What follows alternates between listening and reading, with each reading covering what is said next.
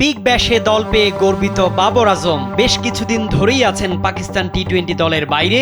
এর মাঝেই বাবর পেলেন সুসংবাদ। আসছে বিগ ব্যাশ লিগ মৌসুমের জন্য তাকে প্রি ড্রাফট সাইনিং হিসেবে দলে ভিড়িয়েছে সিডনি সিক্সার্স। ফলে প্রথমবারের মতো অস্ট্রেলিয়ার এই লিগে খেলবেন সাবেক পাকিস্তান অধিনায়ক, জানিয়ে তিনি শুনিয়েছেন গর্বের কথা। বিপিএল এর নিয়ম অনুযায়ী প্রতিটি দল ড্রাফটের আগে একজন করে বিদেশি খেলোয়াড়কে সাইন করতে পারে। এই সুযোগ কাজে লাগিয়ে বাবরকে দলে টেনেছে সিক্সার্স। সতীর্থ হিসেবে তিনি পাবেন অস্ট্রেলিয়ার ব্যাটার স্টিভেন স্মিথকে। সিক্সার্সের মাধ্যমে প্রতিক্রিয়ায় বাবর বলেছেন, বিশ্বের অন্যতম সেরা টি-20 লিগে খেলার এক দারুণ সুযোগ পাওয়া আমার জন্য বিশেষ কিছু। এমন সফল একটি ফ্র্যাঞ্চাইজির অংশ হতে পারা গর্বের ব্যাপার। আমি দলের সাফল্যে অবদান রাখতে, ভক্তদের সঙ্গে দৃঢ় সম্পর্ক গড়ে তুলতে এবং পাকিস্তানের সমর্থকদের সাথে এই অভিজ্ঞতা ভাগ করে নেওয়ার জন্য মুখিয়ে আছি। টি-20তে বাবরের রয়েছে বিশাল অভিজ্ঞতা। এখন পর্যন্ত 320টি টি-20 ম্যাচ খেলেছেন তিনি। সবশেষ খেলেছেন পাকিস্তান সুপার লিগে, যেখানে পেশোয়ার জালমির অধিনায়ক ছিলেন।